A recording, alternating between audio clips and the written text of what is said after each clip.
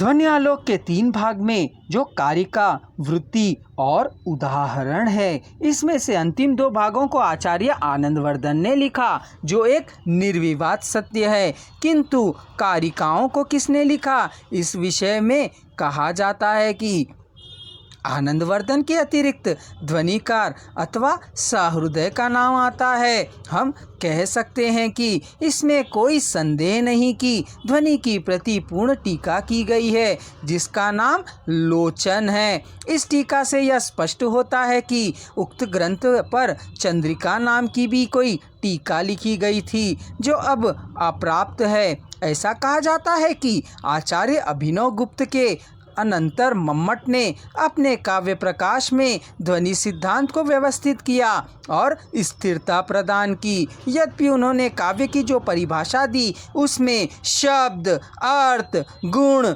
दोष, अलंकार का उल्लेख तो किया है, किंतु ध्वनि और रस को विस्मृत कर दिया है, और इस कारण विश्वनाथ ने उनकी आलोचना भी की। ऐसा माना जाता है कि आनंदवर्धन ने रस ध्वनि की सर्वश्रेष्ठता का प्रतिपादन किया और अभिनव गुप्त ने उसे अनिवार्य भी माना है, परंतु विश्वनाथ ने इस रस पर आग्रह कर वस्तु ध्वनि तथा अलंकार ध्वनि को काव्य से बाहर कर दिया। ऐसा भी कहा जाता है कि उन्होंने काव्य के प्रधान 2 भेदों अर्थात ध्वनि और गुणीभूत व्यंग को ही मान्यता दी थी। हिंदी साहित्य के रीतिकाल के अधिकांश आचार्य सिद्धांता रसवादी थे। ऐसा माना जाता है कि इन आचार्यों ने मुख्य रूप से उत्तर ध्वनि काल के उन संस्कृत आचार्यों से प्रेरणा ग्रहण की, जिन्होंने श्रृंगार रस पर विस्तृत विवेचन किया था। दूसरा विषय अलंकारों का था, जिसने अधिकांश रीतिकारों को आकर्षित किया था। रीतिकारों की तीसरी परंपरा में उन थोड़े से ग्रंथकारों का उल्लेख प्राप्त होता है, जिन्होंने ध्वनि संप्रदाय द्वारा स्थापित व्यापक काव्य शास्त्रीय दृष्टिकोण का अनुमान किया था। इस वर्ग में हमें 8 ग्रंथों का उल्लेख मिलता है, जो निम्न हैं: रस रहस्य कुलपति मिश्र द्वारा रचित, रसिक रसाल कुमारमणि मिश्र द्वारा रचित, काव्य सरोज श्रीपद द्वारा रचित, रस पीयूष निधि सोमनाथ द्वारा रचित, काव्य रसायन देवदत्त द्वारा रचित, काव्य निर्णय भिखारी दास द्वारा कृत, काव्य सिद्धांत सूरत मिश्र द्वारा रचित, व्यंग्यार्थ कौमुदी प्रताप शाही द्वारा रचित।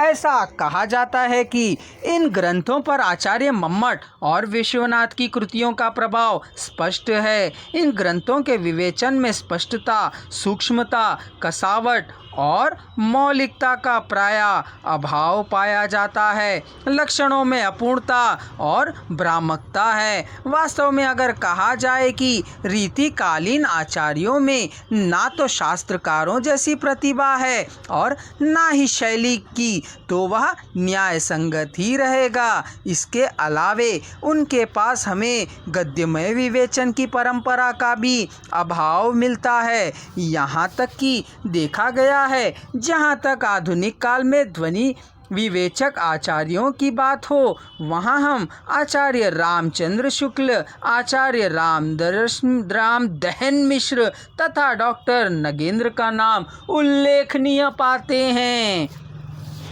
ऐसा कहा जाता है कि शुक्ल वाचर्त में ही चमत्कार मानते हैं तथा वस्तु ध्वनि और अलंकार ध्वनि के रस श्रवण होने पर उन्हें काव्य की परिधि में ग्रहण करते हैं। यहाँ बताना आवश्यक होगा कि आचार्य रामदहन मिश्र ने प्राचीन पद्धति पर ध्वनि विवेचन किया है। डॉक्टर नगेंद्र ने रस और ध्वनि सिद्धांतों में समन्वय स्थापित किया है। ऐसा कहा जाता है कि ध्वनिवाद का प्रमुख आधार व्याकरण कोण का स्फोटवाद है। अब यहाँ एक यह प्रश्न उठेगा कि आखिर ये स्फोटवाद है क्या? इसका उत्तर हम आपको अगले वीडियो में देंगे।